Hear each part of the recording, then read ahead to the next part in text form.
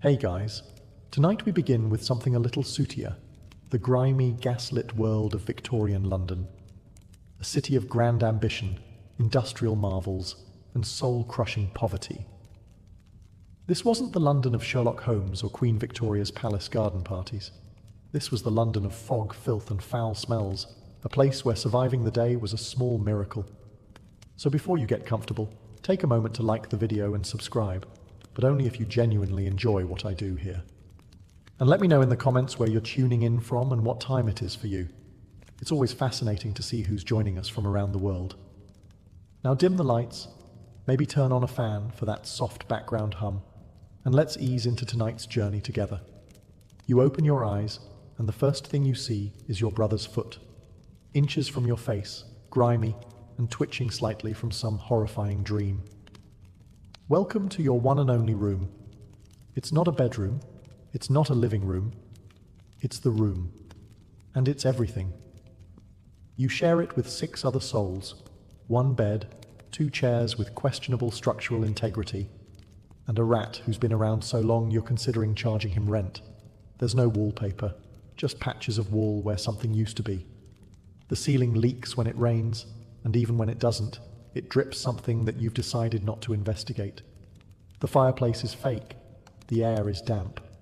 The floor creaks like it's trying to warn you of your own mortality. You're wrapped in a thin wool blanket that hasn't been washed since the Crimean War, and the pillow under your head is made of straw, possibly mixed with someone's long-forgotten sock.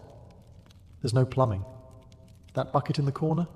That's the toilet, bath, and emergency water source, depending on the time of day and level of desperation. You've learned to breathe through your mouth in the mornings. It helps. A bit. There's one window, if you can call it that. So covered in soot and fog, it mostly just lets in the sound of cartwheels, shouting vendors, and someone aggressively coughing 3 doors down. You try not to think about the fact that the window opens onto an alley where the butcher dumps his offcuts and your neighbour keeps his goat. Every morning begins with a family-wide shuffle. You dress under blankets to avoid the cold. You swap spots around the wash basin like it's a game of musical chairs with fewer prizes, and someone always knocks over the chamber pot. And yet somehow, this room is still home. You know which floorboard creaks, which corner drips, and which window pane rattles just before your neighbour yells about his stolen boots. You know the smell, the dust, the strange sense of belonging. But make no mistake, this room isn't comfortable. It isn't cute. It's a place that prepares you for the day outside by making you suffer a little before you even leave. And trust me, the streets won't be kinder. You stumble out the front door, still blinking sleep from your eyes and clutching half a crust of bread, and immediately walk face first into a wall of choking fog. But this isn't the romantic, candle-lit haze they write about in novels. No, this is London's infamous pea super, and it's like trying to breathe through a cold, stuffed sock. The sky is grey, the street is grey, the air is grey. You can't see the end of your own arm, and you're pretty sure that's a lamppost ahead. Or possibly a horse. Could go either way. This fog isn't just weather. It's murderous. Formed by the happy marriage of industrial coal smoke and natural mist, it clings to everything. It seeps into your lungs, coats your throat, and gives your clothes that signature London look, soot-streaked and mildly flammable. You cough. Everyone coughs. It's part of the local soundtrack, like church bells and clattering hooves. Children hack like lifelong smokers. Old men cough so hard they rattle windows. And doctors, well, they recommend moving to the countryside, which is great advice if you own land and your own lungs. The smell is a complex bouquet. Chimney soot, sewage vapour, horse manure, and last night's overcooked cabbage. If perfume makers bottled this, it would be called Eau de Urban Misery.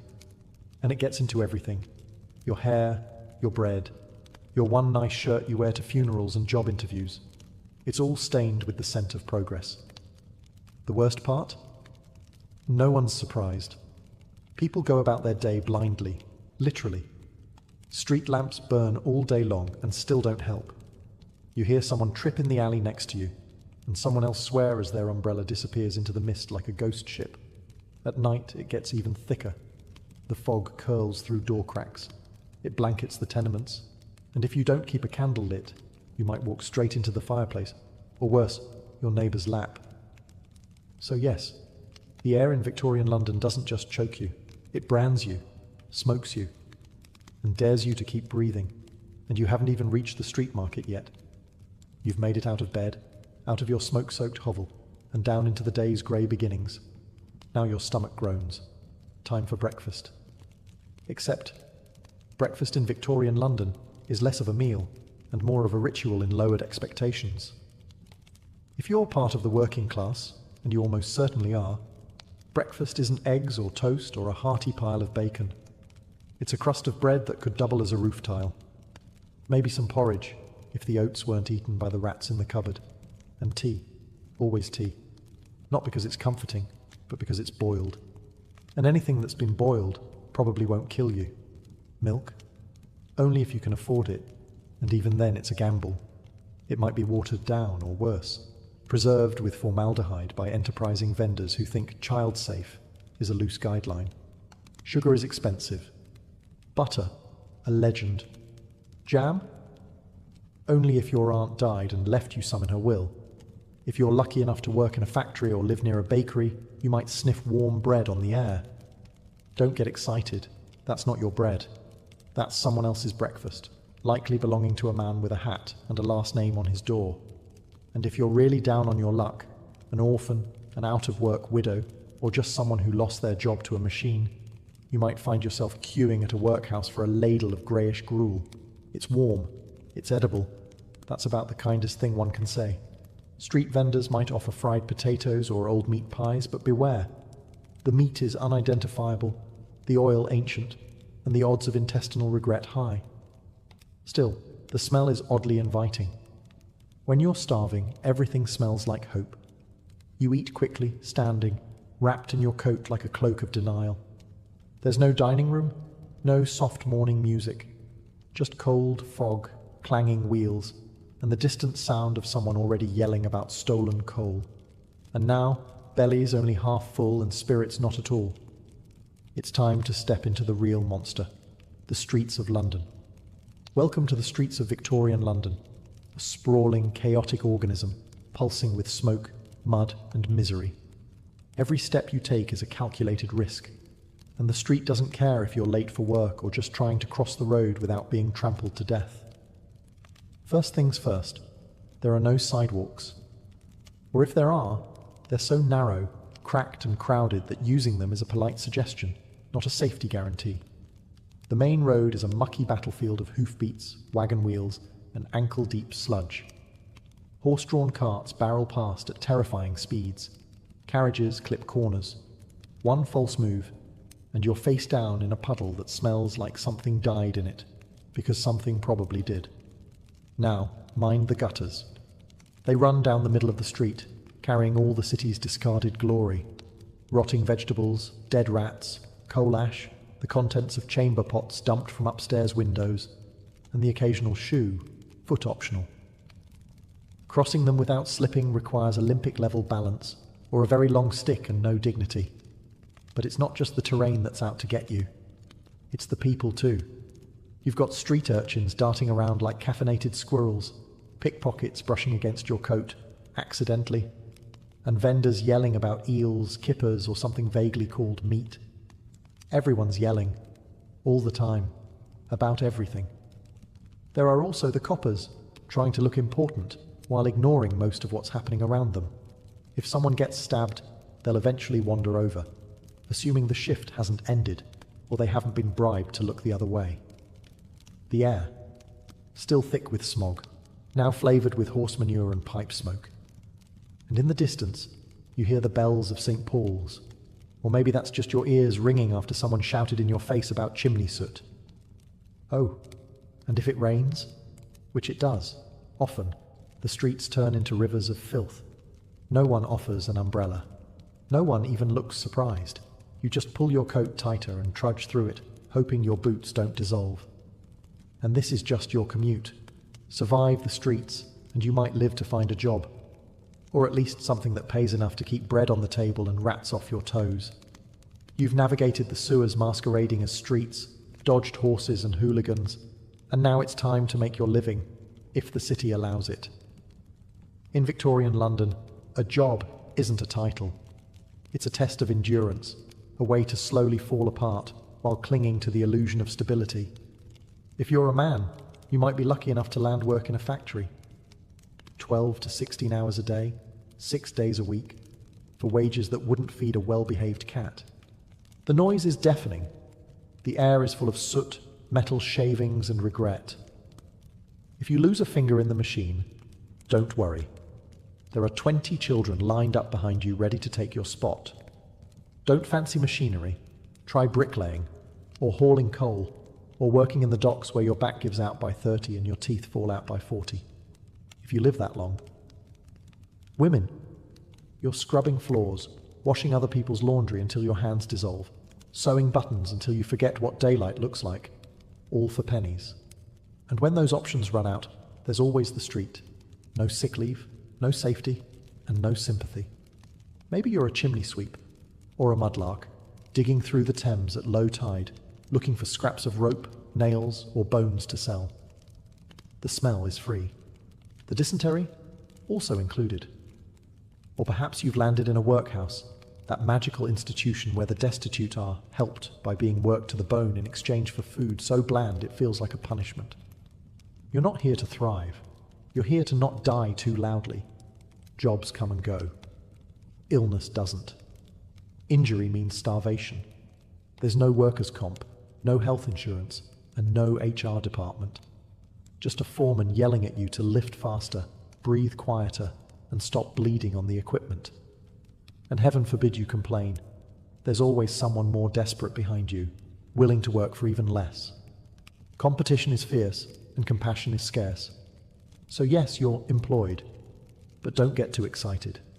In Victorian London, a job doesn't pull you out of poverty. It just gives you something to do while you're in it. In Victorian London, childhood isn't a time of innocence. It's a short window before your back gives out and your lungs fill with soot. If you're small enough to fit inside a chimney, congratulations, you're considered employable. Forget toys and bedtime stories. By the time you're 5, you're already working. 6, if your parents are merciful. School is a luxury. Work is your future and your present. You might be a chimney sweep, crawling through narrow flues, scraping out soot while praying you don't get stuck. If you scream, they'll poke you with a stick. If you stop moving, they'll assume the worst and keep going. Or perhaps you're a match girl, dipping wooden sticks into white phosphorus that poisons your jawbone until it glows in the dark and eventually falls off. The pay? A few pence? The hazard? Bone death. A charming trade-off. Some children are mudlarks, scavenging through the toxic sludge of the Thames at low tide, looking for nails, rope, anything remotely sellable. You emerge soaked, freezing, and likely infected with something Victorian science hasn't even named yet. Others hawk newspapers on the street, shout about roasted chestnuts they can't afford, or run messages for pennies. You run fast, dodge traffic, and hope today isn't the day you're trampled by a horse or beaten for looking the wrong way at the wrong man. Factory work? That's the dream. Indoors. Steady hours. Just ignore the amputations. Children clean under whirring machines, often while they're still running. You learn fast, or you lose a hand. No safety gear, no days off, no sympathy. Just sweat, noise, and an ever-present adult barking orders. And if you're an orphan, the world doesn't owe you anything. Workhouses, the street, or worse. Some are sold into service. Others vanish, absorbed into the fog, a footnote in someone else's story. In the eyes of Victorian industry, children are cheap, obedient, and disposable. Childhood isn't stolen, it's simply never offered. And yet somehow, they survive. They play with scraps, sing songs in alleys, and laugh. Between shifts, between coughs. Because they have to. Because in London, even children are expected to carry the weight of empire on their tiny, soot-covered shoulders. If you thought surviving Victorian London was hard as a man, try doing it as a woman. You work. All the time. And no, you don't get applause or medals. You get calluses, exhaustion, and a society that expects you to smile while your spine collapses. If you're unmarried, you might be a domestic servant. That means scrubbing floors from dawn till dusk, hauling buckets of coal, blacking the hearth, ironing until your arms ache, and never sitting down unless someone tells you to. You eat last, you sleep in the attic, and if the master gets handsy, well, you should feel grateful apparently. Married? That's not better. It's double duty. You clean your own home, likely a single filthy room, raise children, usually several, cook, with nothing, sew, everything, and manage the entire household budget with 3 shillings and a prayer. And then maybe you take in laundry from richer households, boiling, scrubbing, wringing, repeating, just to buy bread. Some women become seamstresses, stitching shirts in poorly lit corners for 14 hours a day.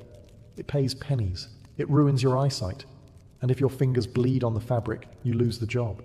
And then there's the match factories, where white phosphorus eats through your jaw, quite literally. You start with a toothache and end with a rotting face. Management says it's your fault for chewing gum, when none of that pays enough, or when you're widowed, orphaned, or just unlucky. The street becomes the only option. Sex work is legal, unofficially ignored, and socially condemned. You might make enough for food and rent, or you might get arrested, attacked, or worse. Protection? Only if you count wool gloves and luck. Women in Victorian London are expected to be quiet, clean, obedient, and always busy. You're the moral center of the home, even if the home has no floorboards, no heat, and no future. There are no rights, no maternity leave, no safety net. Just other women, sometimes kind, sometimes cruel, trying to survive the same nightmare. But somehow they do. With grim determination, whispered jokes, and backs bent by centuries of unpaid labor. And still, they find time to comfort their children and sweep the doorstep because someone has to. You might have dodged the horses, survived the soot, and even landed a job. But in Victorian London, you can't dodge disease. It's everywhere, lurking in the water, the walls, the air, and quite possibly in the meat pie you ate for lunch. Illness doesn't knock. It sits beside you on the tram, sleeps beside you in your tenement, and sneaks into your lungs while you wait in line for bread. Let's start with the basics. Tuberculosis, or consumption, as they called it, because it slowly consumes your lungs, your body, and your will to live. The cough is deep, constant, and comes with blood. Everyone knows someone who has it. Most people just keep working until they drop. Then there's cholera, which arrives through your drinking water like a particularly cruel surprise. One minute you feel fine, the next you're vomiting, dehydrated, and desperately trying not to soil yourself in public. It spreads fast. Whole streets go silent. The local pump is chained up too late. By then the damage is done. Typhoid, scarlet fever, diphtheria, all regular visitors. Each has its own personality, but they all share one thing in common. They hit the poor the hardest. If you can't afford a doctor, and you can't, you're left with herbal remedies, homemade poultices, or the magical healing properties of hope. Of course, there's always laudanum, a beloved mixture of alcohol and opium sold over the counter. You've got a fever? Take laudanum. Cramps? Laudanum. Grieving the death of your 8th child? Double dose. You'll still die, but you'll die very relaxed. And what about the doctors? Well, they mean well. Sometimes. But medicine is still guessing with Latin. Leeches are still in fashion. Surgery is done without gloves. Antiseptics are a twinkle in Lister's eye. Your odds with a street barber aren't much worse. Disease doesn't discriminate, but your living conditions help it choose you faster. No sanitation, no ventilation, 10 people to a room. It's a perfect breeding ground for microbes, misery, and mold. In Victorian London, if something doesn't kill you fast, it will kill you slowly. And if you're somehow still upright, time to refill your water. You're sweating through your soot-stained shirt, your lips are dry, and your throat feels like it's been sandpapered by coal dust. Time for a drink? Sure. But in Victorian London, water isn't your friend. It's a loaded pistol with a porcelain handle.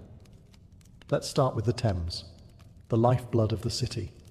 It's also the toilet, the industrial dump, the animal graveyard, and, just for good measure, the city's main drinking water source. Imagine a stew of rotting vegetables, chemical runoff, dead dogs, human waste, and expired fish. flowing right past Westminster.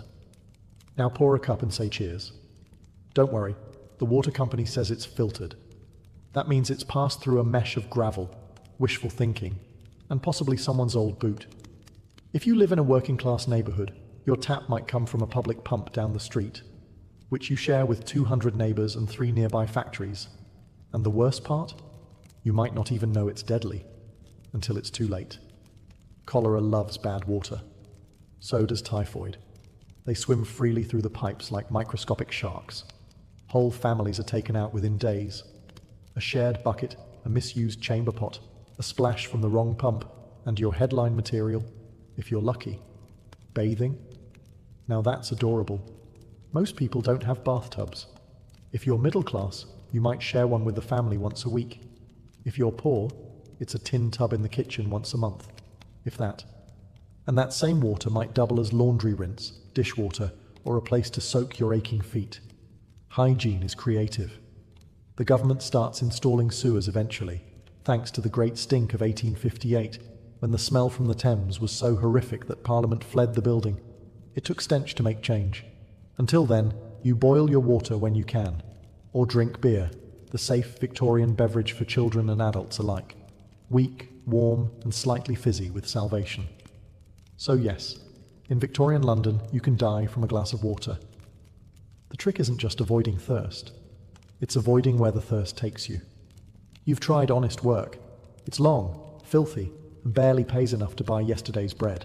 The water might kill you, the factory definitely will, and the rent collector doesn't take IOUs. So what's left? Crime. And in Victorian London, it's not just an act, it's a career path. Start small. Maybe you're a pickpocket, or a dipper, as the slang goes. You blend into crowds near the markets, bump someone gently, and vanish with a pocket watch or coin purse. Charles Dickens made Oliver Twist famous, but the real-life versions didn't get musical numbers. They got sent to Newgate Prison or shipped off to Australia. If you're a woman, you might become a fence, buying and reselling stolen goods in back alleys under layers of shawls and misdirection. Or maybe you run a twilight house, where pickpockets drop their loot before the bobbies come sniffing. Feeling bold? Become a costermonger swindler, selling bruised fruit or watered-down milk from a rickety cart, disappearing before complaints catch up. Or try your hand at forgery, card tricks, or the always popular 3-card Monte, a fast-talking scam with a faster getaway. And if you've really got guts? There's always burglary. Break into a warehouse, a merchant's shop, or, if you're desperate, a church. You might find something valuable. You might also find a constable with a billy club and no bedtime. The police force exists, but they're underpaid, undermanned, and often 2 steps behind. Plus, you can bribe the right officer if you know the system. And let's face it, you probably do. Crime syndicates in London were shockingly organised.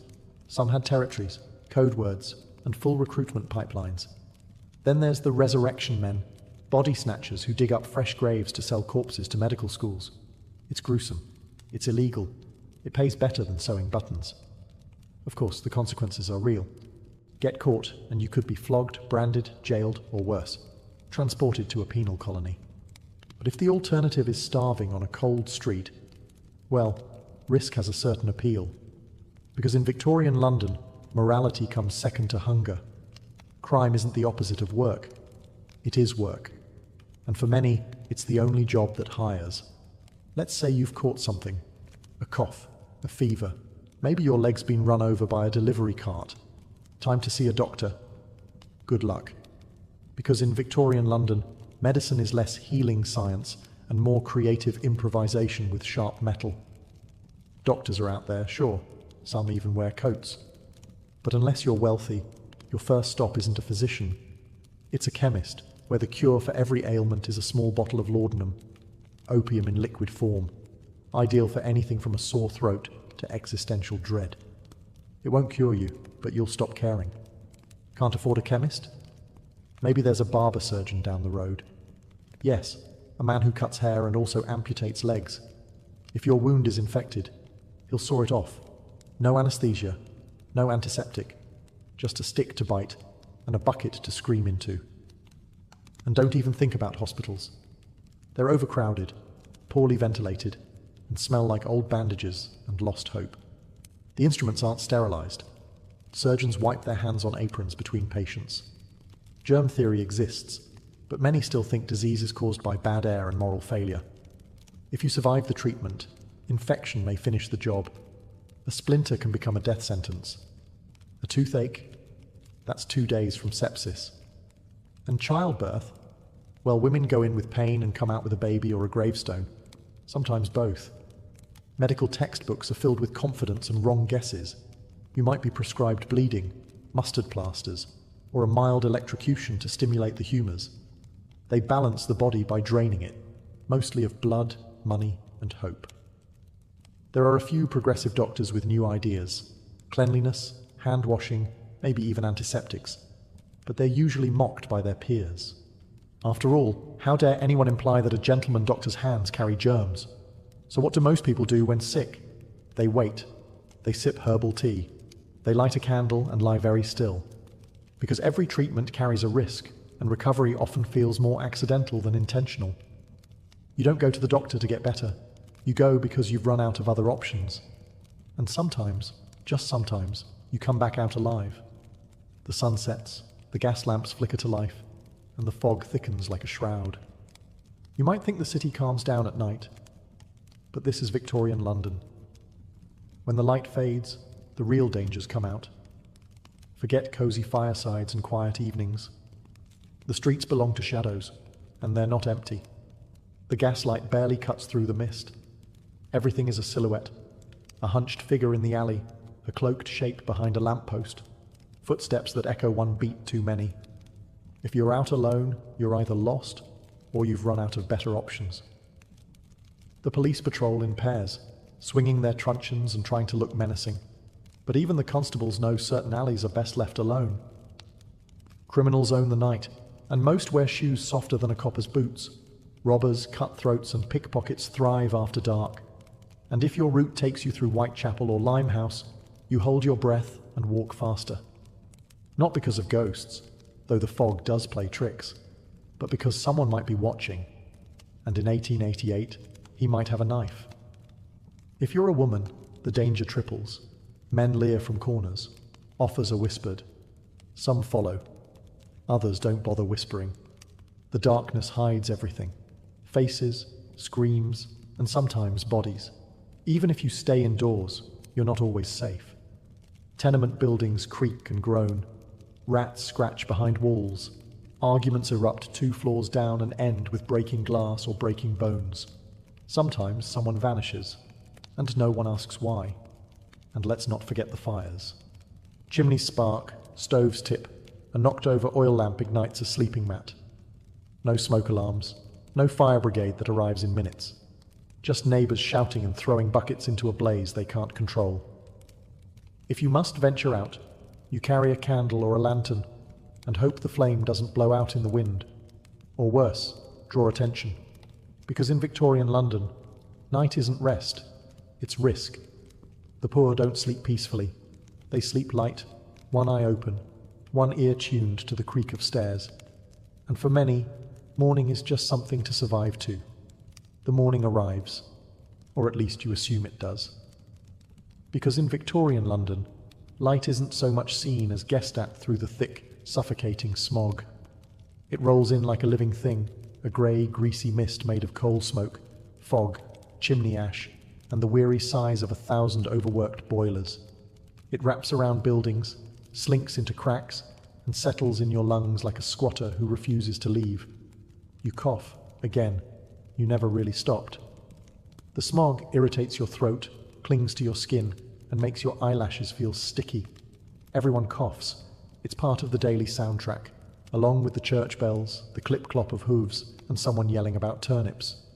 You wipe the windows. The cloth comes away black. You wash your hands. The water turns grey. Your clothes, no matter how often they're scrubbed, always smell faintly of smoke and despair. Even your curtains are stained with soot. They hang heavy and stiff, like they've seen too much. You think about opening the window. Then you remember what's outside. More smoke, more filth, and the smell of 12 chimney fires fighting for dominance. The worst of it? This is normal. Londoners live in a permanent twilight. The sun is a rumour. People squint to read. Children grow pale. Plants on windowsills die of asphyxiation. And don't even think about drying laundry outside unless you enjoy wearing soot-stained shirts with a hint of arsenic. During the infamous Great Smogs, the air becomes so dense that you can't see your own feet.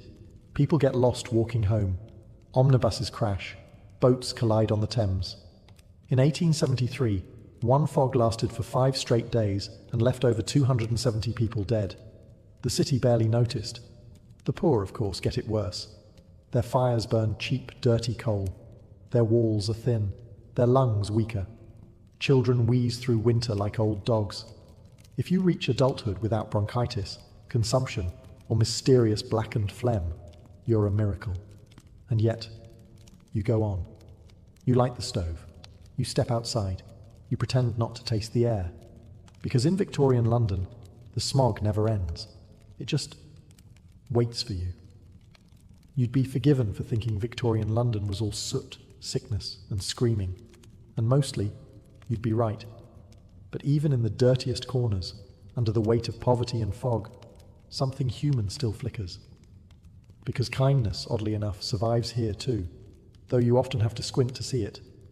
You might spot it in the shared loaf of bread passed quietly between neighbours, when one family runs out before payday, or in the woman who gives her last halfpenny to a barefoot child with bloodied feet. There's no reward, just a nod, and maybe a smile, rare and precious. Even in the darkest places, the tenements, the alleys, the workhouses, people look out for each other. Not always, not perfectly, but often enough to prove that the city hasn't broken them completely. A mother shares her hot brick on a freezing night. A chimney sweep helps a new boy not get stuck on his first climb. A dying man gives his boots to someone who still has the strength to work. These aren't grand gestures. They're small, quiet, but they matter more than gold in a place where hope is a rationed luxury. The pubs help too. They're loud, smelly, overcrowded, and absolutely essential. It's where people gather to sing, to joke, to drink away their bruises and their sorrow. You might not afford meat, but you can share a laugh over watery ale. Even the street performers, the penny dreadful sellers, the blind fiddler at the corner, they all form a kind of patchwork comfort, reminders that not everything in the city is out to hurt you. Kindness here isn't naive. It's practical. It's born of shared suffering. Because when the system forgets you, when the rich pretend you don't exist, your only safety net is each other. And so, despite everything, the filth, the fever, the fog, people still love, still marry, still raise children, still hope. Because if you can find kindness in the gutter, a warm hand in the cold, a crust of bread, a half-hummed lullaby, then maybe the city hasn't won. Not yet. So after 14 chapters of choking smog, rats in the walls, toxic water, and toothless chemists prescribing opium for a broken leg, ask yourself, honestly, would you survive Victorian London? Probably not. Let's be clear. This wasn't a city built for comfort. It was built on coal, sweat, and the crushed spines of the working poor. Every day was a battle. Against hunger, against disease, against landlords, factory foremen, constables, and the constant creeping sense that the world had forgotten you. Modern luxuries, soap, antibiotics, light switches, didn't exist. There were no social safety nets, no universal health care, no days off. Just another fog-choked morning where your goal was simple. Don't die before supper. You'd miss things, like toilets, toothpaste, tap water that doesn't try to kill you. You'd wonder why everyone stares at you for brushing your teeth or asking about vegetables. You'd miss showers. Oh, you'd miss showers so much. And yet, people did survive. Somehow. They endured. Not because they were superhuman, but because they had no other choice. They formed unions. They raised families. They organized strikes, wrote novels, played music on street corners, and clung to hope like it was the last piece of bread in the pantry. They laughed, yes, even in the fog. They found love in crowded slums, sang lullabies over screaming children, and danced in pubs after 16-hour shifts. They weren't just victims. They were tough, resilient, and painfully human. You probably wouldn't last a day, and that's not an insult. It's a reminder. The people who did. They carried the weight of an empire on their backs, often barefoot, often hungry, and almost always ignored. They built the world we now complain about in heated rooms with clean drinking water. So maybe it's okay that we wouldn't make it, but let's at least remember them. Not as soot-covered statistics, but as people who survived the impossible every single day. Gorgo was born into a city that didn't just break the rules, it redefined them. Sparta, unlike the rest of Greece, wasn't known for golden temples or philosophical debates. It was known for warriors. And Gorgo? She was born right at the top of that brutal food chain. The daughter of King Cleomenes I, one of the two ruling kings of Sparta. From the moment she took her first breath, Gorgo's life was already political. She wasn't some ornament to be married off for alliances.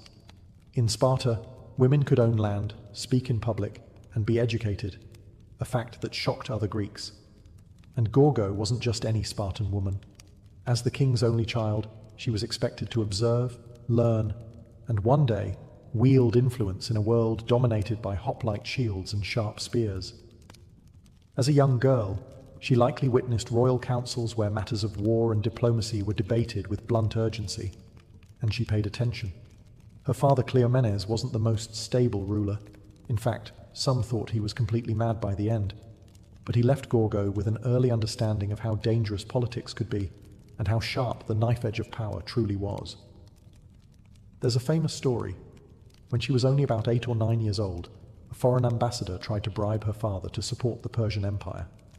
While the adults whispered, young Gorgo stepped forward and boldly warned her father, "Father, you had better leave, or this stranger will corrupt you." That wasn't just precocious, it was fearless. Her father listened, and the man was thrown out of Sparta. The lesson? Gorgo had teeth, and people learned early not to underestimate them. So before she was even of marriageable age, Gorgo was already showing signs of political brilliance and steel-edged judgment. She wasn't just royalty by blood, she was royalty by behavior. And in a society that admired discipline, clarity, and brutal honesty, Gorgo thrived. Her destiny was already in motion. Not as a passive queen in a gilded palace, but as a Spartan lioness ready to guard her people, and, if needed, speak louder than the kings themselves. Gorgo's marriage to King Leonidas was not a tale of courtly romance or opulent weddings. This was Sparta, where practicality reigned and weakness was despised. Leonidas wasn't just any Spartan man. He was a warrior through and through, known more for his silence and scars than for charm or poetry. But Gorgo was not looking for poetry. She was looking for power and a partner.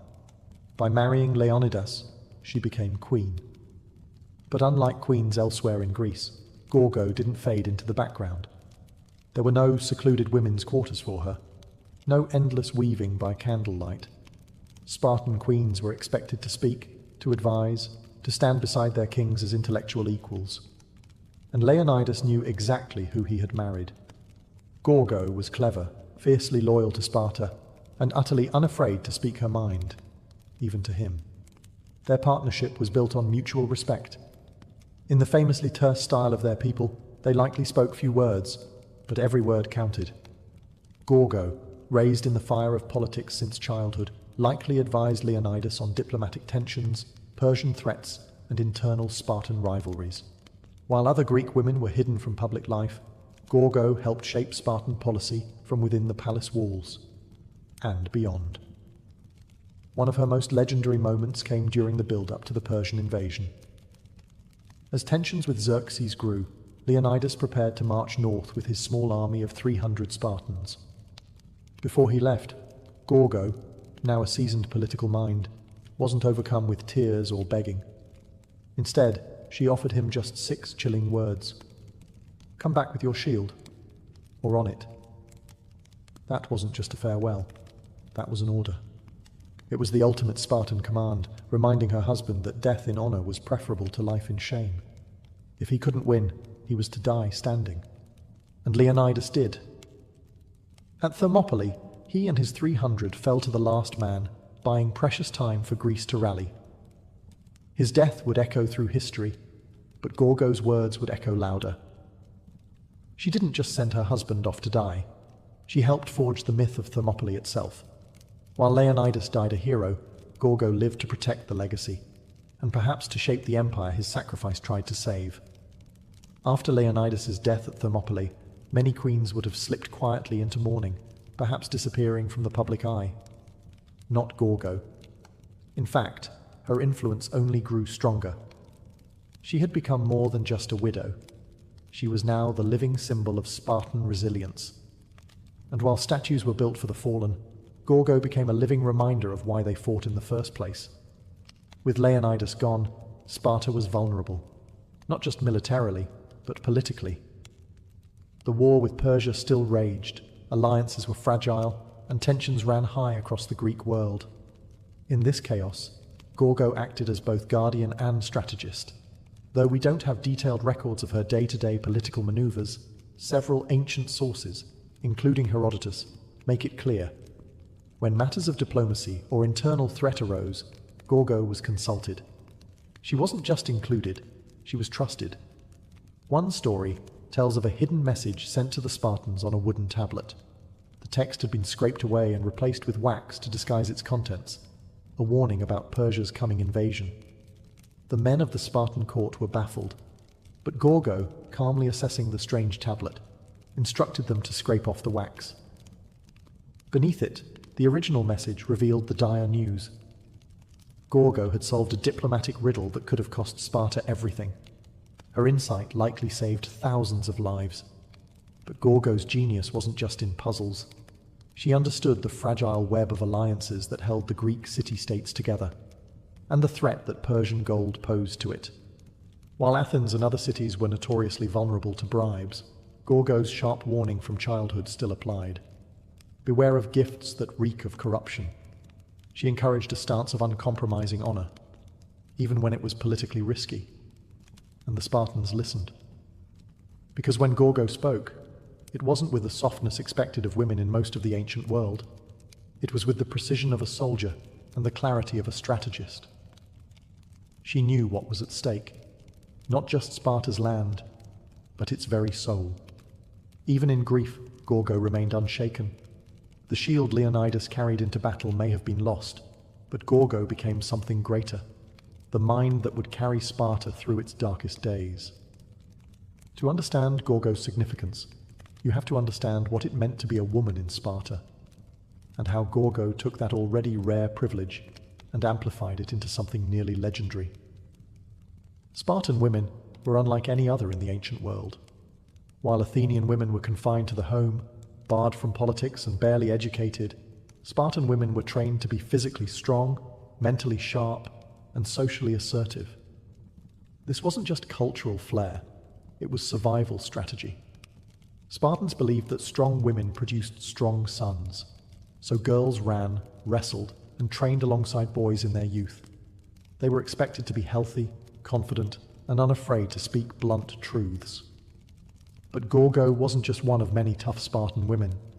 She was the finest example of what Spartan womanhood could be. She was known not just for her wisdom, but for her razor-sharp wit. There's a famous anecdote where a foreign woman asked her, "Why are you Spartan women the only ones who rule your men?" Gorgo didn't hesitate. She shot back, "Because we are the only women who give birth to men." That line wasn't just clever. It was pure Sparta. It signaled a culture where female strength was seen as essential, not ornamental. In Gorgo's world, motherhood wasn't a passive role. It was a political one. To raise a Spartan son was to train a future warrior. And for Gorgo, raising her own son, Pleistarchus, who would become king after Leonidas, was an act of devotion not just to family, but to the entire Spartan state. She likely oversaw his early education, surrounded him with the values of honor, sacrifice, and discipline, and instilled in him a love, not for glory, but for duty. Yet Gorgo never flaunted her power. She didn't need to. Her voice carried weight precisely because she used it sparingly, and always with precision. She wasn't a ruler in name, but a force in reality. While Sparta remained a dual monarchy led by men, Gorgo's presence ensured there was always a keen-eyed strategist watching from behind the throne. In many ways, she was the unspoken law of Sparta, upholding its ideals, pushing its leaders, and sharpening its spine. Gorgo didn't just redefine what it meant to be a queen, she redefined what it meant to be a Spartan. The death of Leonidas at Thermopylae was a seismic moment, not just emotionally but politically. He had become a martyr for all of Greece, a symbol of resistance against Persian tyranny. But Sparta could not afford to weep for long. War was still raging, and the decisions made in the months that followed would determine the fate of the entire Greek world. And while Gorgo held no official rank, her influence didn't vanish with her husband's body. With her son, Pleistarchus, still a minor, a regency had to be established. While historical records don't list Gorgo as a formal regent, we can be sure she had a role in guiding his education and shaping the political decisions made in his name. This wasn't a time for grieving mothers. This was a time for cold calculation. The Persian threat was still looming, and Greece was deeply divided. Athens wanted to fight on sea, Sparta on land. Unity was fragile. It was likely during this critical period that Gorgo became something of an unofficial advisor to the Spartan Gerousia, the Council of Elders. She understood both Persian cunning and Greek pride, and more importantly, she understood how to balance Spartan honor with practical survival. Sparta could not afford to be reckless, nor could it afford to look weak. Gorgo had seen what unchecked ambition did to her father Cleomenes, and she had learned how to walk the tightrope of power. She would have been present as Sparta debated its next steps, whether to march north again, whether to commit troops to the naval battle of Salamis, or whether to defend the Peloponnesus and let the rest of Greece fend for itself. These were not easy decisions, and they were being made by men who had just lost their king in a blaze of glory. Gorgo's presence, rational, emotionally controlled, and deeply patriotic, may have been the anchor Sparta needed. There is no record of her giving orders, but there didn't need to be. Spartan queens led through example, not decree. Her mere survival, her unshaken presence, was itself a kind of leadership. In a city obsessed with honor, Gorgo had already proven that she could carry the shield. And now, without Leonidas, she carried the memory of his sacrifice into every political decision that followed. As the war against Persia raged and the years passed, Gorgo's role subtly shifted, from queen consort to queen mother, from political influencer to guardian of legacy. Yet she was never a relic of a past era. Gorgo remained a living embodiment of Spartan ideals, a presence so formidable that even without a crown or battlefield, she still commanded attention. Her son, Pleistarchus, eventually took the throne, but he was not the kind of king his father had been. Quiet, less known, and largely absent from military glory, Pleistarchus ruled in the long shadow cast by Leonidas. And behind him, still watching, was Gorgo, the woman who had raised him, shaped him, and ensured he understood what it meant to carry the blood of a hero. But what made Gorgo exceptional wasn't just her connection to two kings. It was her mind, her reputation, and the rare fact that she appears by name in multiple ancient sources, something extremely uncommon for women in classical history. Herodotus, the so-called father of history, mentions her more than once, praising her intelligence and recounting her ability to solve riddles and navigate political threats. In a world where women were often nameless shadows, Gorgo stood out, not as a myth or a lover or a tragic figure, but as a mind to be reckoned with. She was, in many ways, the embodiment of what Sparta wanted to believe about itself. A society where even women were strong, wise, and ready to defend their homeland at any cost. Gorgo didn't need to fight with a spear. She fought with words, with counsel, with unwavering resolve. Her contributions weren't made on dusty battlefields, but in war councils and private conversations, in raising a king and keeping a nation emotionally intact during its darkest hours. Even centuries later, her name remains one of the few ancient Spartan women preserved by history, not because she was a queen, but because she was impossible to forget. In an age when the achievements of women were easily erased, Gorgo's intellect, sharp tongue, and political bravery left a mark too deep to wash away. She didn't inherit greatness. She carved her own version of it. And Sparta, brutal and uncompromising as it was, loved her for it. Sparta prized few things: silence, strength, and discipline. But Gorgo managed to make her voice one of its sharpest weapons. She didn't speak often, but when she did, her words were remembered for centuries. She was living proof that in a culture where words were precious, the right ones could echo louder than shields clashing in battle. Gorgo was a master of Spartan wit, a form of verbal warfare all its own. She didn't use metaphors or flowery speeches. She used the truth, delivered like a knife to the heart of pretense.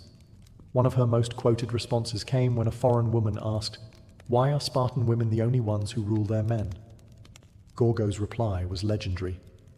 "Because we are the only women who give birth to men." The line wasn't just a jab, it was a manifesto. In 6 words, she summarized the entire Spartan worldview and female empowerment the way only a Spartan could, with blunt, blistering pride. She used language like a general uses tactics. When she exposed the bribe attempt to her father as a child, she didn't stammer or plead. She issued a warning.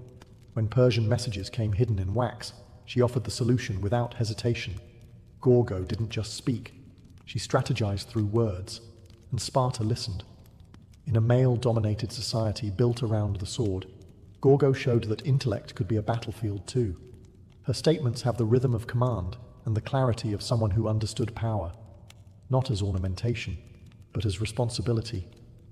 She didn't need to scream to be heard. She made every word a dagger. And what made her words so devastating was that they were always anchored in truth. She didn't bluff. She didn't flatter. Gorgo knew exactly what was expected of her.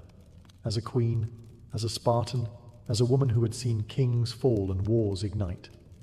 She met those expectations head-on, not with emotional outbursts, but with calculated, unforgettable replies. Her voice was her weapon. Her intellect was her armor. And while many queens are remembered for their tears or their beauty, Gorgo was remembered for what she said, and for never saying anything she didn't mean. In Sparta, that was the highest form of respect anyone could earn. Gorgo's later years were spent in a city that never softened. Unlike other Greek polis that evolved into cultural centers, Sparta refused to compromise its militaristic identity. It remained rigid, proud, and dangerously insular. And Gorgo, still standing tall amidst its stone and bronze, witnessed the long consequences of Leonidas's sacrifice, not only for Sparta, but for Greece itself. The Persians were eventually repelled, yes, but victory came at a price. Sparta emerged from the Persian Wars with immense prestige, hailed as the protector of Greek freedom. But with honor came rivalry. Athens, fueled by democracy and ambition, grew in wealth and influence, slowly drifting from ally to adversary. Tensions simmered, and a new storm was brewing, the Peloponnesian War. It was a conflict that would define the next generation of Spartans, including Gorgo's own son. If Gorgo saw the writing on the wall, she likely recognized that Sparta's strict ideals, once its greatest strength, were now becoming limitations. While Athens adapted and innovated, Sparta remained unmoved. The same military codes that once made Sparta invincible also made it inflexible. But Gorgo, ever pragmatic, likely accepted this reality with the same steel-eyed clarity she had shown all her life. She had lived through more than one kind of war, not just the ones with spears and arrows, but wars of diplomacy, of shifting alliances, of internal unrest. By now, Gorgo had likely become a living relic in the best sense of the word, a link to Leonidas, a symbol of what Sparta once was, and a reminder of what it might become again if it stayed true to its core without losing its mind to arrogance. No record survived describing her final days, but there's no reason to believe she met them with anything less than calm resolve. She had already done more than most women, and most men, of her time. She had ruled without ruling, fought without a sword, and shaped a city that didn't even allow its kings to indulge in softness. If Gorgo mourned, she did so privately. If she hoped for the future, she kept it to herself. Because in Sparta, emotions were not for display, legacy was, and hers was already secured in bronze and blood. Gorgo of Sparta didn't need marble statues or epic poems to be remembered. Her legacy was etched in something far stronger, the collective memory of a city built on discipline, honor, and defiance. Unlike other queens whose stories were wrapped in tragedy or romance, Gorgo's tale is one of sharp intellect, political savvy, and enduring pride. She stood at the intersection of two of Sparta's greatest icons, daughter of King Cleomenes, wife of King Leonidas, and yet she was never overshadowed by either. She wasn't a footnote in their stories. She was a chapter all her own. Historians and scholars still marvel at how frequently her name appears in the writings of Herodotus, not as a passive royal, but as a decisive figure. In a world that almost never recorded the names of women, Gorgo cut through the silence like a spear through a shield. What makes her legacy even more profound is that she never held official power. She didn't command armies or sit on the throne. She advised, she warned, she solved, she raised a king. And through it all, she embodied the terrifying dignity of Sparta itself, a city that chose death over disgrace, silence over boasting, and action over rhetoric. Her most quoted words, "Come back with your shield, or on it," are more than a farewell. They are a philosophy, a distilled version of the Spartan code. And though they've been repeated, repainted, and even repurposed in modern times, they still carry the cold fire of their original context. A queen sending her husband to his death, not with tears, but with a command to uphold honor. Today, Gorgo stands among the rare few ancient women who are remembered not because they were tragic, beautiful, or scandalous, but because they were respected. She shattered expectations in a society already notorious for doing the same. Her intellect was so pronounced, her voice so respected, that she became woven into the fabric of Sparta's identity. She may have lived over 2,000 years ago, but Gorgo remains a figure of relevance for every woman underestimated, for every strategist who works behind the scenes, for every voice that refuses to whisper. She is a timeless reminder. Strength isn't always loud, and power doesn't always wear a crown. In the heart of Jordan's sun-bleached deserts, where the horizon seems to melt into the sky and silence reigns over the sands, stand the remains of a forgotten royal ambition, the desert castles. These haunting structures, scattered across the desolate landscape, seem almost like hallucinations, grand facades rising out of the emptiness, complete with domed roofs, decorated arches, and faint traces of long-faded frescoes. They are beautiful, mysterious, and isolated, and they've puzzled historians for centuries. Built during the Umayyad Caliphate in the 7th and 8th centuries, these castles weren't built to repel armies or defend trade routes. They weren't fortresses in the traditional sense. Instead, they were luxurious retreats, seasonal residences, pleasure palaces, and hunting lodges for the Umayyad elite. Kings, princes, and high-ranking officials used these spaces as getaways from the politics of Damascus, the capital of the Islamic world at the time. And rather than hide from the harshness of the desert, they embraced it. But why build such lavish structures in such remote and unforgiving places? Part of the answer lies in the symbolism. The Umayyads were asserting control, not just over land, but over nature itself. By erecting these palaces in the desert, they were sending a message. Even in the harshest conditions, their power, culture, and sophistication would flourish. These buildings were monuments to Umayyad authority, artistry, and confidence.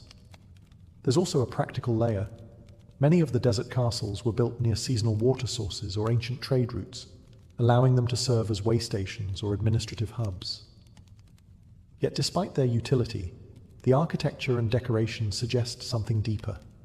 These were places of beauty and leisure. The walls once shimmered with frescoes depicting animals, musicians, and even Byzantine-style nudes, a surprising sight in early Islamic art.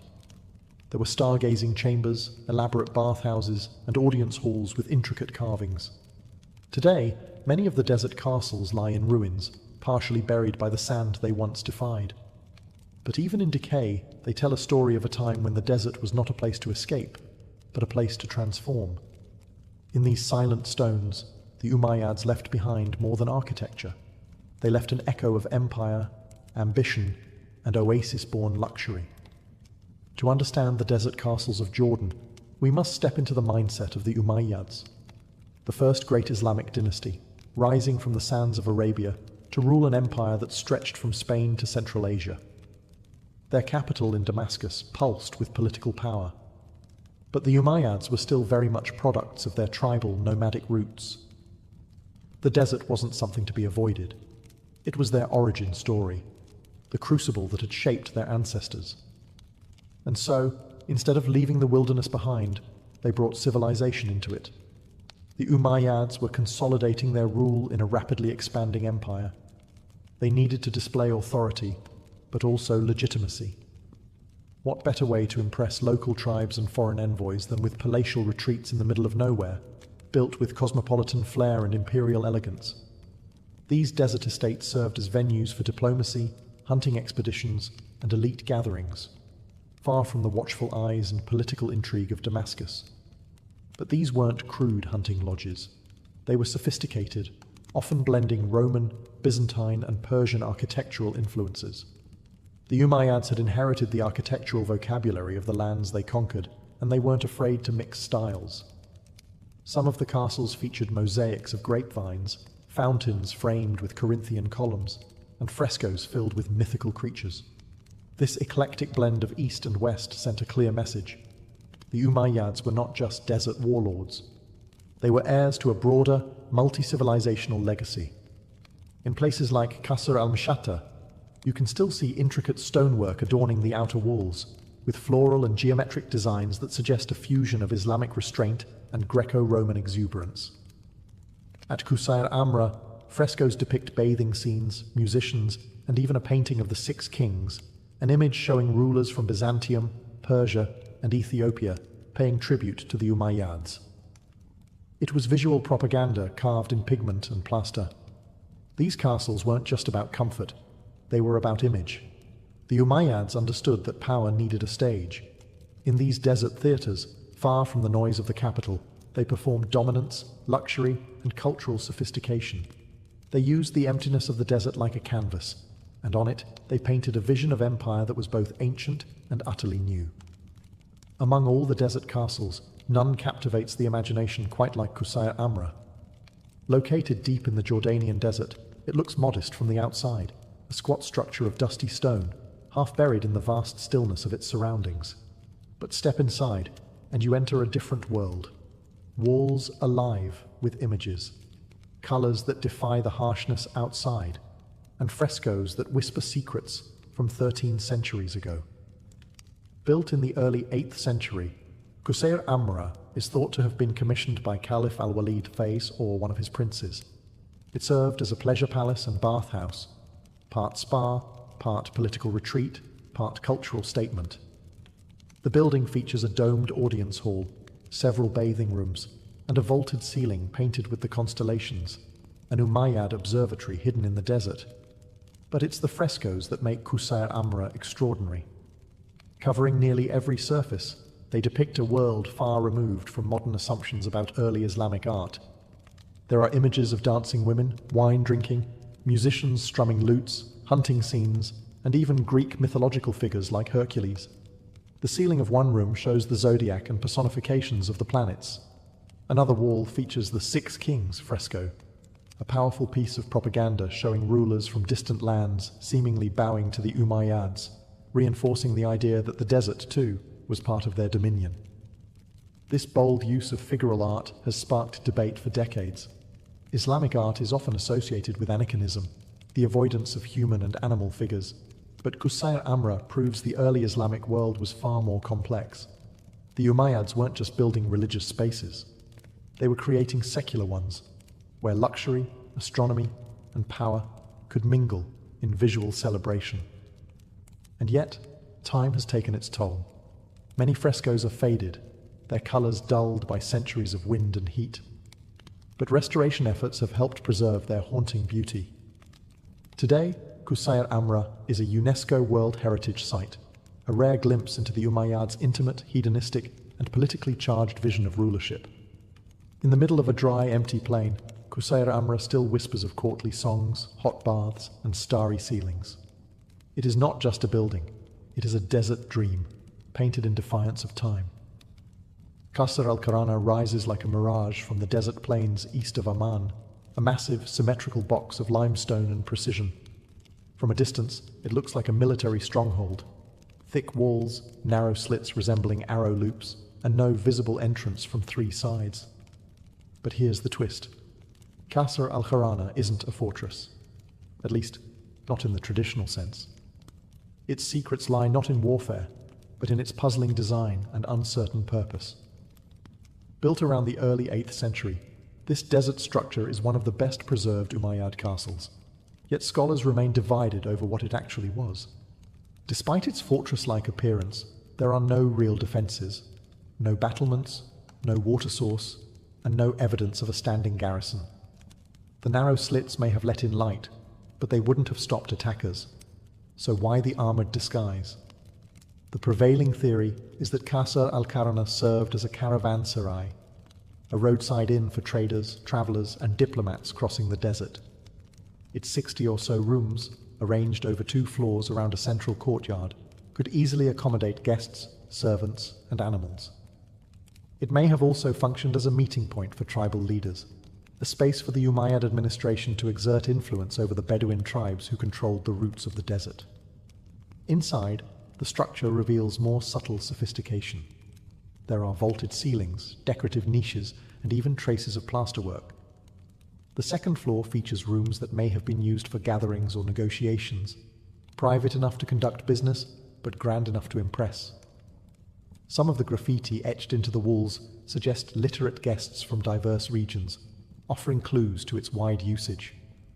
Qasr al-Kharana feels like a riddle, built to look like a fortress, but behaving like a salon. Its very ambiguity may have been intentional. In a time of expanding borders and political uncertainty, appearances mattered. The structure signaled strength, stability, and hospitality, all at once. Today, visitors can walk through its echoing corridors, peer out through the narrow windows, and imagine what deals, arguments, and alliances once echoed within. It is a castle of shadows and subtlety, more diplomatic chessboard than battlefield. In the emptiness of the Jordanian desert, Qasr al-Kharana stands not as a monument to war, but as a stage for politics and pageantry. Qasr al-Mashata may be ruined today, but even in its fragmented state, it dazzles with ambition. Located just south of Amman, this Umayyad palace was never fully completed, yet its unfinished bones still whisper of imperial dreams. Among all the desert castles, Qasr al-Mashata is perhaps the most architecturally elaborate, and its surviving facade is one of the finest examples of early Islamic stonework in existence. What immediately strikes visitors, and historians, is the extraordinary stone relief that once adorned its southern facade. Carved with geometric patterns, floral motifs, and stylized animals, the wall is a stunning fusion of Byzantine, Sasanian, and early Islamic artistic traditions. It's a visual manifesto of the Umayyad identity, powerful, cultured, and inclusive of the civilizations it had conquered or inherited. Ironically, much of the facade isn't in Jordan anymore. In the early 20th century, the Ottoman Sultan gifted part of it to the German Kaiser. Today, the largest surviving portion resides in the Pergamon Museum in Berlin, a fragment of desert glory displaced into European marble halls. But even without it, the ruins at Mashhata remain remarkable. You can still see the carefully arranged foundations, the outlines of a grand courtyard, and hints of the richly ornamented entrance hall. So what was Qasr al-Mashhata meant to be? Most scholars believe it was intended as a winter palace, not just a retreat, but a royal statement. Its scale and artistry suggest it was meant to impress visitors, perhaps foreign dignitaries or tribal allies. The palace would have featured audience halls, private quarters, courtyards, and even a mosque, all part of a self-contained oasis of power in the desert. But then, construction abruptly stopped. Some say the death of Caliph al-Walid II, who commissioned it, led to its abandonment. Others point to structural issues or shifting political priorities. Whatever the reason, Mashhata was left incomplete, its vision frozen mid-dream. And yet, the ruin still commands respect. Even unfinished, Qasr al-Mashhata tells a clear story. The Umayyads were not just warriors or rulers. They were builders of culture, masters of design, and visionaries who dared to bring luxury into the most desolate of landscapes. Mashhad may have fallen silent, but its carved stones still speak the language of empire, bold, intricate, and enduring. It might seem strange at first, elaborate bathhouses in the middle of the desert, but for the Umayyads, hammams were more than just places to wash. They were spaces of ritual, relaxation, diplomacy, and even celestial contemplation. Scattered throughout the desert castles of Jordan, these bath complexes stand as testaments to how the Umayyads brought civilization and comfort into one of Earth's most unforgiving environments. Take Qusayr Amra, for example. Behind its painted walls lies a complete Roman-style bath system: apoditerium, changing room, tepidarium, warm room, caldarium, hot steam room, and a furnace system underneath to heat it all, just like the old Roman thermae. The technology wasn't new, but the intent was freshly Islamic. The Umayyads had absorbed the knowledge of their conquered territories and adapted it to their own needs. In a world where water was precious, having a functioning bathhouse was a sign of serious wealth and power. It demonstrated the caliphate's ability to manipulate nature, not just survive it. Bathing wasn't just hygienic, it was social. Here, rulers and courtiers could relax, host tribal leaders, or discuss matters of state away from the prying eyes of the court. It was intimacy wrapped in ceremony. And then there's the art.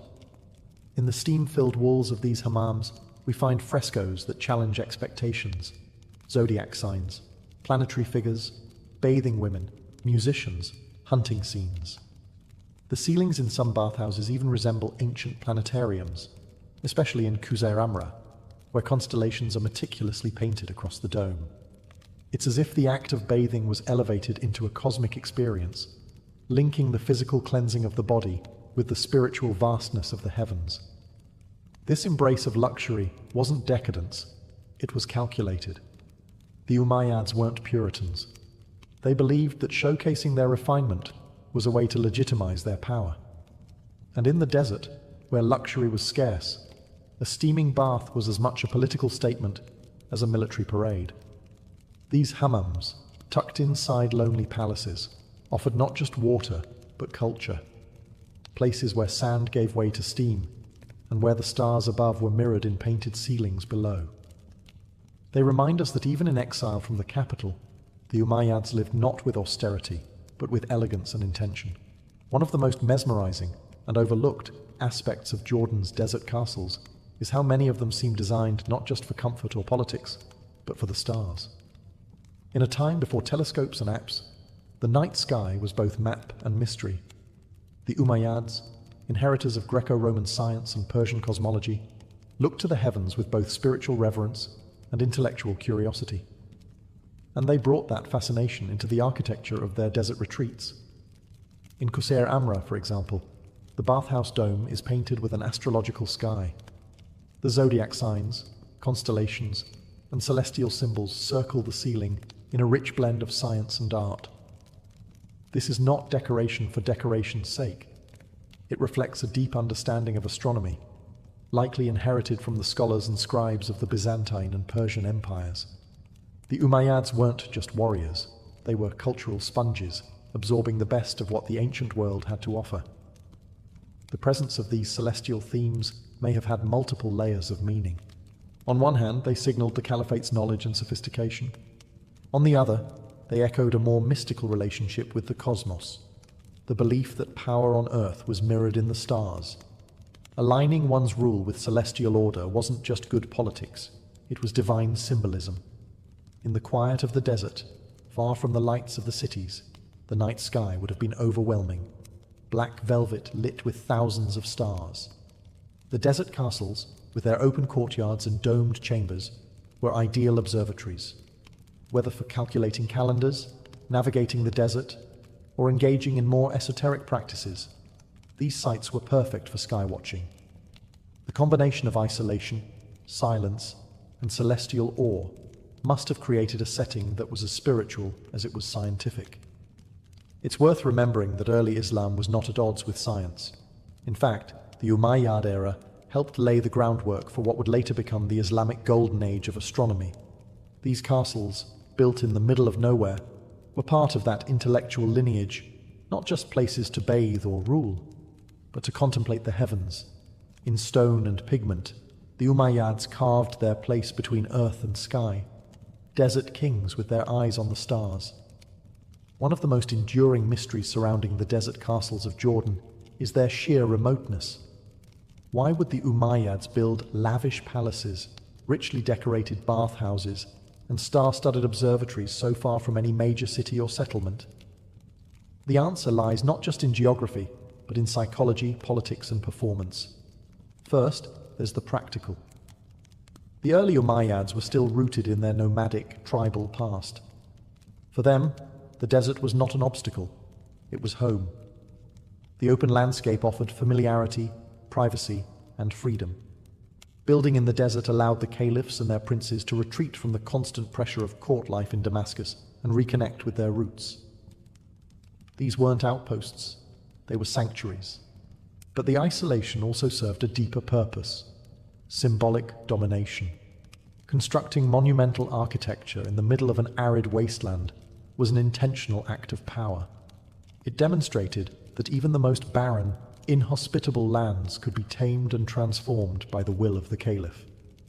These castles sent a message that Umayyad authority extended beyond cities and farms into the very heart of nature's emptiness.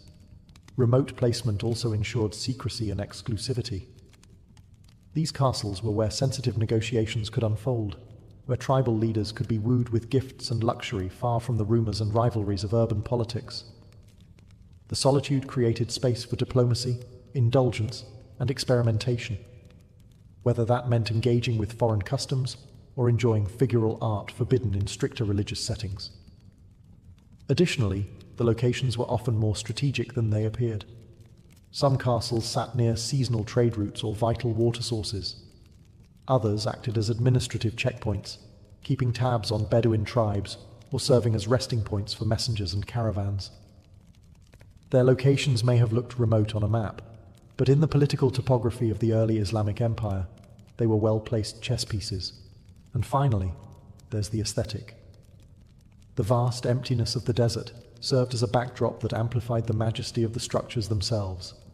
The contrast between barren land and intricate stonework made these castles feel like miracles, man-made oases of culture and elegance standing in proud defiance of nature. Their remoteness wasn't a flaw, it was the point. Each desert castle was a quiet roar, declaring that refinement, rule, and beauty could bloom even where nothing else dared to grow. The desert castles of Jordan may no longer echo with the footsteps of caliphs, diplomats, or stargazers, but they endure, quiet relics of an empire that dared to inscribe its grandeur into emptiness. And today, they serve a different purpose. They are windows into a vanished world, drawing in scholars, tourists, and dreamers who walk their sand-swept halls in search of forgotten stories. Modern Jordan has embraced these sites not only as historical treasures, but as symbols of cultural resilience. Castles like Qusayr Amra, Qasr al-Kharana, and Qasr al-Mashata are now protected heritage sites, with Qusayr Amra proudly wearing its UNESCO World Heritage Site status. Restoration projects, carefully balancing preservation with authenticity, have stabilized frescoes, cleared debris, and opened these ruins to public exploration. Still, time and nature remain persistent adversaries. The harsh desert climate, intense sun, dry winds, and sand erosion continue to threaten the delicate artwork and structures. Conservationists face the daunting task of protecting sites that were never meant to last over 1,000 years, let alone face modern tourism and climate challenges. But the effort persists, driven by a sense that these ruins hold not just artistic or architectural value, but spiritual and cultural insight. For modern visitors, these castles provoke wonder and questions. How could such beauty exist in such isolation? What does it say about the nature of power, art, and survival? Walking through Qusayr Amra's painted chambers, or gazing through the narrow windows of Qasr al-Kharana, one is struck not by decay, but by the persistence of memory. And in a broader sense, the desert castles remind us that the early Islamic world was far more diverse, creative, and open than often portrayed. These structures challenge assumptions. about art in Islam, about luxury in the desert, about the boundaries between East and West. They reveal a dynasty that was at once rooted in tradition and hungry for innovation. Today, the castles stand alone again, surrounded by silence and stone. But they are no longer forgotten. They speak, not with shouts, but with whispers, about a civilization that saw the desert not as a void, but as a stage. And against all odds, their story still travels across the sands, echoing into the modern world. Imagine a world without numbers, without writing, without even the concept of months or hours. This was the world of our Paleolithic ancestors, yet even then time moved and people noticed. Before there were calendars, timekeeping devices, or even language to describe it, early humans tracked time by watching nature. The rhythm of the earth, its light, its seasons, its sky, was their only clock. The most obvious cycle was the day itself. Sunrise and sunset divided time into light and dark. But beyond that, humans quickly learned to observe the moon. Its phases were consistent and dramatic, a glowing disk growing, shrinking, and disappearing with eerie regularity. The moon became the first timekeeper, dividing life into repeating units that would later inspire the idea of months. In fact, the word month itself comes from moon. To early humans, a full lunar cycle, about 29.5 days, meant far more than a pretty light in the night sky. It was a guide for hunting, planting, gathering, and preparing for what came next. But the moon wasn't alone. Shadows changed length throughout the year. The position of the sun at sunrise shifted along the horizon, and certain stars only appeared during specific seasons. Over generations, communities began to notice these patterns, and more importantly, to pass them on. This knowledge wasn't just observational, it was sacred. Understanding time meant understanding the gods, the land, and life itself. Ancient people carved notches into bones, painted symbols on cave walls, and aligned stones with the sun's rising point during solstices. These weren't primitive scribbles, they were early efforts at marking the passage of time. Some of the oldest known calendars come from 30,000 years ago, antler bones with carved tally marks, possibly tracking moon cycles or menstrual cycles, both deeply tied to survival and fertility. In the absence of clocks, early humans lived in tune with nature's cues. Time was not abstract, it was the breath of the earth. It told you when to move, when to hunt, when to hide, and when to hope. Before time had numbers, it had meaning, and before it had names, it had stories, etched in stone, passed by firelight, and guided by the heavens above. For ancient humans, the moon wasn't just a source of light, it was a clock written in the sky. Its phases were predictable and mesmerizing, waxing crescent to full moon, then waning to darkness before the cycle began again. This roughly 29.5-day rhythm was the earliest and most universally observed natural cycle. Long before civilizations rose, hunter-gatherers across continents were counting moons. Not years or weeks, but moons. These lunar phases became the foundation of the first real calendars. We know this because archaeologists have found engraved bones and stones with carved markings in repeating sequences, likely tallying the days between each visible moon phase. Some of these artifacts are over 30,000 years old, predating writing and even agriculture. One such find, the Ishango bone from Central Africa, contains a series of notches that many scholars believe correspond to a lunar calendar, perhaps even one used to track fertility or hunting seasons. Why the moon? Because it was the easiest way to see time change. Solar changes happened slowly, and stars required deep knowledge, but the moon was obvious, shifting every few days and offering a sense of progress. For early humans, especially nomadic ones, this was practical and reliable. A month was a complete moon cycle, and 12 of those came close to a full solar year, though not quite. This mismatch would cause problems later, especially for agricultural societies that needed more accurate planting schedules. As civilizations began to form, many cultures formalized these lunar calendars. The Babylonians, Egyptians, Chinese, Maya, and Hebrews all used versions of lunar timekeeping. Some, like the Islamic calendar, remain strictly lunar to this day. Others began adjusting, adding leap days or months to sync the moon's cycle with the solar year. But in these early stages, the moon reigned supreme. The calendar wasn't just a tool, it was a sacred map. The moon was often personified as gods, goddesses, or celestial beings who watched over the people. Its cycles were tied to festivals, rituals, and myths. In tracking the moon, early humans weren't just measuring time, they were giving it meaning.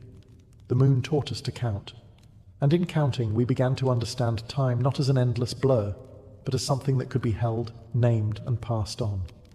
As human societies evolved from nomadic bands to settled agricultural communities, the moon alone was no longer enough. Farming required more than knowing when a month had passed. It demanded precise awareness of the seasons, when to plant, when to harvest, when rains would come or frost would return. And for that, early humans turned to the sun. Unlike the moon, the sun's movements were subtle, stretching across the horizon over the course of a year. But those who observed patiently began to notice a pattern. The sun did not rise and set in the same place every day.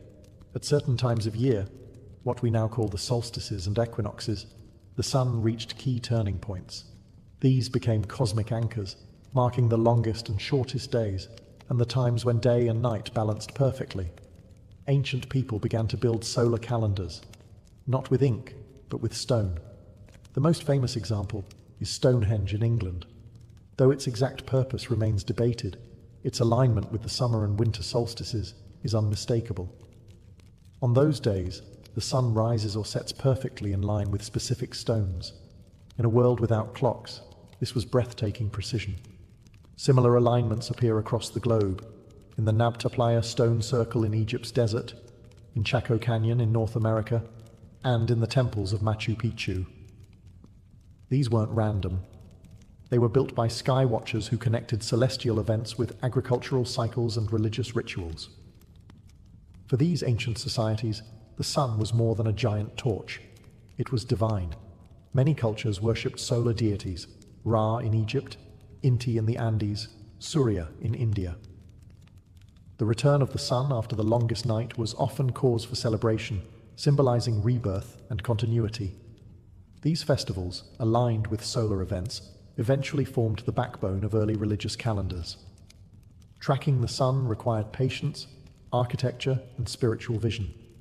It meant observing not just 1 month at a time, but a full solar year, mapping the sky, recording the horizon, and marking time with permanence. Where the moon gave us motion, the sun gave us structure. Through stones and shadows, humans began to bind the heavens to the earth. And in doing so, time was no longer just a cycle. It became a calendar, carved into the land, aligned with the stars, and wrapped in the sacred. For early civilizations, tracking time wasn't just about agriculture or seasons. It was a spiritual act. Time itself was sacred, a divine rhythm flowing from the heavens into daily life. Each moment had meaning. Each season carried cosmic weight. Calendars weren't simply charts, they were instruments of ritual, designed to align human behavior with the will of the gods.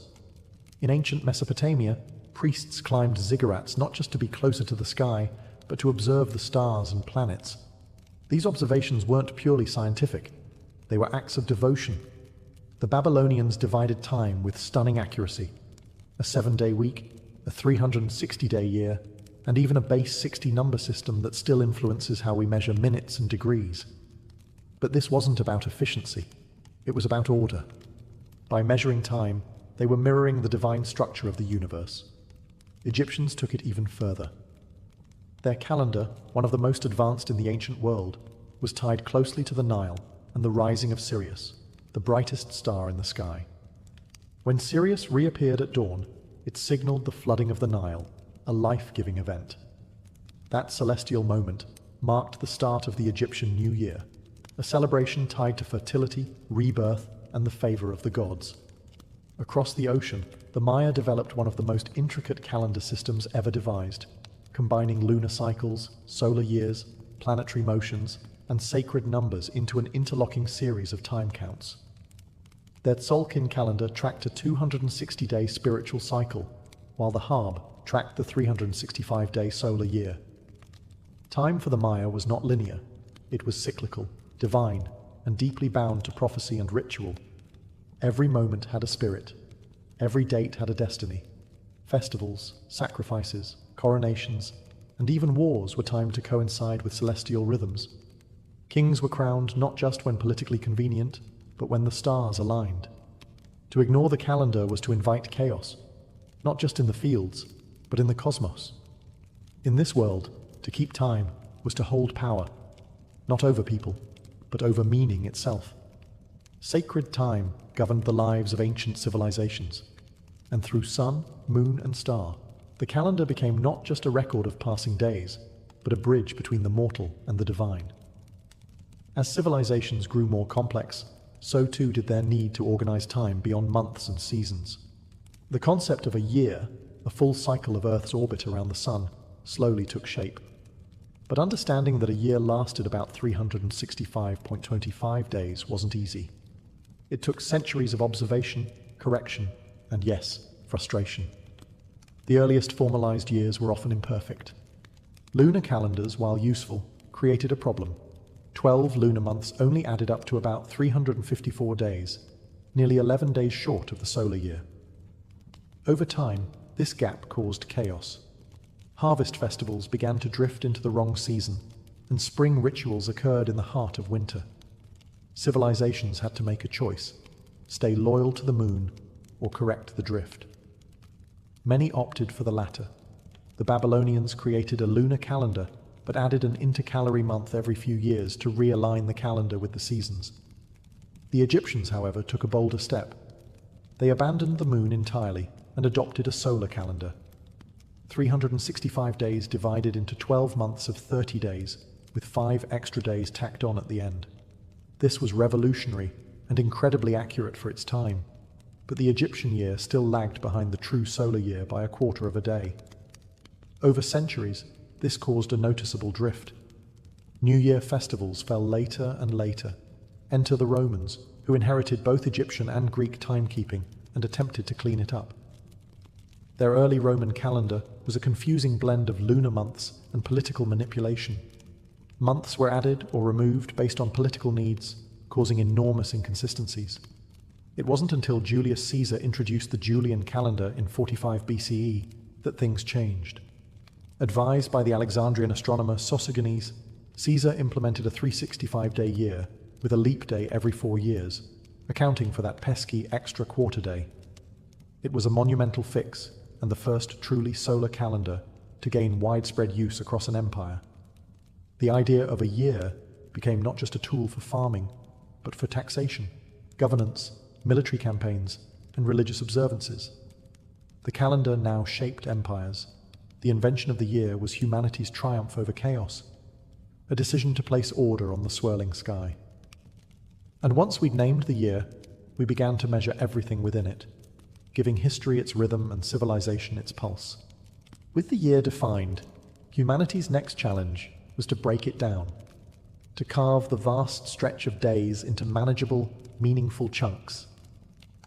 This gave rise to months and weeks, two inventions that added rhythm to our timekeeping and stitched the fabric of daily life into something predictable and sacred. Months, at their root, come from the moon. Most ancient societies initially based their calendars on lunar cycles, the 29.5-day rhythm between full moons. 12 of these created a lunar year, totaling roughly 354 days. But since this didn't align with the 365-day solar year, societies began to manipulate the system, adding leap months, adjusting day counts, or switching entirely to solar-based months, like the Egyptians and, later, the Romans. The Romans are largely responsible for the names and shapes of the months we use today. Their early calendar started in March, and months were named after gods, like Martius for Mars, numbers, September for 7, and later emperors, July for Julius Caesar, August for Augustus. Through political reforms, most notably Caesar's Julian calendar, the 12-month solar calendar became standardized with months ranging from 28 to 31 days. But what about the week? that strange 7-day unit that doesn't neatly divide a month or a year. Its origins are more mystical than astronomical. The Babylonians, fascinated with the number 7, derived it from the 7 visible celestial bodies: the Sun, Moon, Mars, Mercury, Jupiter, Venus, and Saturn. They assigned each day to a planet, a practice that influenced later Greek and Roman naming systems and survives today in many languages. The Jews solidified the 7-day week through religious tradition. In Genesis, God created the world in 6 days and rested on the 7th. This sacred structure was adopted and carried through into Christianity and Islam, eventually spreading across the Western world. By the time the Romans adopted it in the 1st century CE, the 7-day week had become a fixture, not because it was logical, but because it was meaningful. Unlike months and years, the week has no natural basis. It's a human invention, a rhythm imposed on time. Yet it endures, shaping work schedules, religious observance, and social life across centuries and civilizations. By breaking time into months and weeks, humanity gave time rhythm, and rhythm in turn gave us ritual, rest, and routine. As civilizations matured, calendars evolved from tools of survival into instruments of power. Whoever controlled the calendar controlled not just the seasons, but society itself. Taxes, festivals, harvests, royal decrees, and even war campaigns were governed by the date. Calendars became political tools, religious statements, and cultural weapons used to shape identity, unify empires, and reinforce authority. In ancient Rome, Julius Caesar's reform of the chaotic Roman calendar wasn't just a bureaucratic fix, it was a statement. The new Julian calendar, introduced in 45 BCE, imposed order over disorder. It allowed the Roman Empire to synchronize administration across vast territories, from Britain to Egypt. And with July renamed in Caesar's honor, the calendar itself became a monument to his legacy. Later, Augustus Caesar followed suit, naming August after himself and adjusting its length to equal July, because no emperor wanted his month to be shorter than his predecessors. In Rome, even time had to flatter power. Meanwhile, in China, imperial dynasties created calendars tailored to the reigning emperor's mandate. The Chinese calendar, a sophisticated lunisolar system, wasn't just practical, it was symbolic. When a new emperor rose, a new calendar cycle often began, reinforcing the idea that he had inherited the mandate of heaven. The calendar reflected cosmic harmony and the emperor's place within it. The Islamic calendar, established during the reign of Caliph Umar in the 7th century CE, began with a political and spiritual event, the Hijra, or Prophet Muhammad's migration from Mecca to Medina. Unlike solar calendars, it remained purely lunar, making religious festivals float through the seasons. That fluidity, however, became a unifying thread, tying Muslims across different regions and climates to the same spiritual timeline. Even in medieval Europe, calendars became battlegrounds for authority. The church aligned saints' days and religious festivals with pre-existing pagan cycles to ease conversion. Time itself was baptized. The calendar didn't just tell people what day it was, it told them how to behave.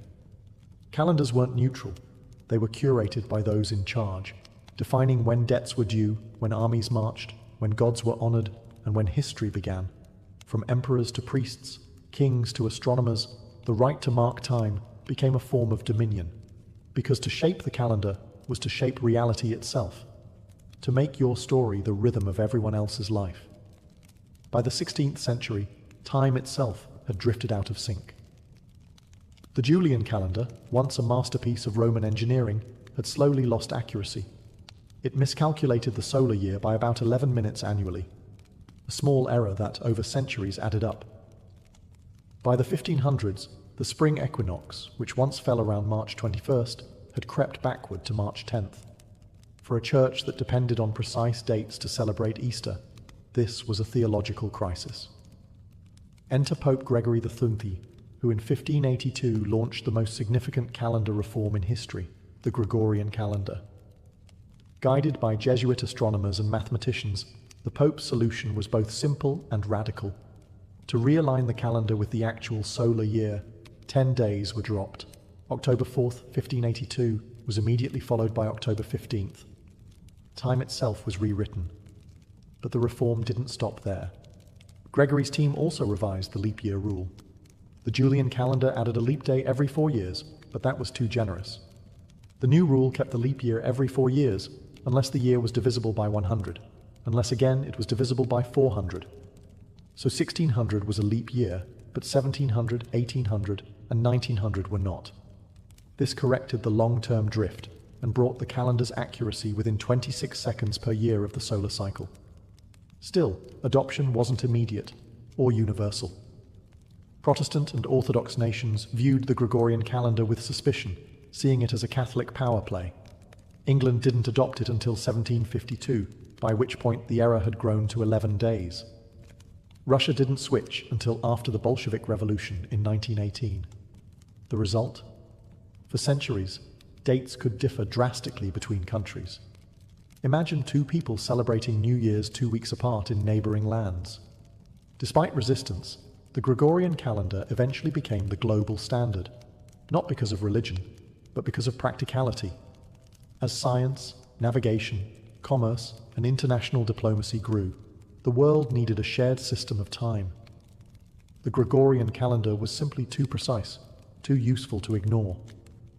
This wasn't just a correction. It was a revolution in how humanity experienced time. With the stroke of a papal pen, the world's days were recalibrated, and modern timekeeping was born. In the end, the Gregorian reform did more than fix Easter. It aligned the human clock with the celestial one, once again making time a dance between heaven and earth. Today, the calendar feels ordinary, something printed on smartphones, office walls, and kitchen magnets. But behind its grids and numbers lies a legacy thousands of years in the making, a journey from sacred ritual to mechanical precision, from observing the stars to syncing with satellites. Timekeeping, once the domain of priests and astronomers, is now a global system, standardized, regulated, and relentlessly ticking. We now use the Gregorian calendar almost universally. It governs everything from international law to shipping schedules, space missions, and the Olympic Games. But while this calendar dominates, others still exist, echoing ancient rhythms. The Islamic Hijri calendar continues to guide religious life for millions of Muslims. The Hebrew calendar governs Jewish holidays and traditions. The Chinese lunar calendar shapes festivals like the Lunar New Year. In India, regional calendars coexist alongside the Gregorian one. Humanity didn't abandon its diversity. It simply added layers of utility on top of ancient roots. And then there's atomic time, the most precise method of timekeeping ever created. Based on the vibrations of cesium atoms, International Atomic Time, TAI, measures seconds with such accuracy that it would only gain or lose 1 second every hundreds of millions of years. From this, we derive Coordinated Universal Time, UTC, the global time standard used for everything from internet protocols to airline schedules. Leap seconds are sometimes added to UTC to account for Earth's slightly inconsistent rotation, a reminder that, even in the age of perfection, the planet itself refuses to be completely predictable. Yet despite all this precision, we still live according to rhythms that are deeply human. We celebrate birthdays. We look forward to the weekend. We count down to midnight on New Year's Eve, hearts full of hope, just as ancient people once watched the horizon for the return of the sun. The calendar, in its modern form, is both tool and tradition. It keeps airplanes from colliding, yes, but it also reminds us when to gather, when to rest, and when to remember. Behind its cold efficiency lies the same desire that drove our ancestors to carve notches into bones and align stones with the sky. The yearning to understand our place in time. In measuring time, we measure ourselves, past, present, and the dreams that await tomorrow.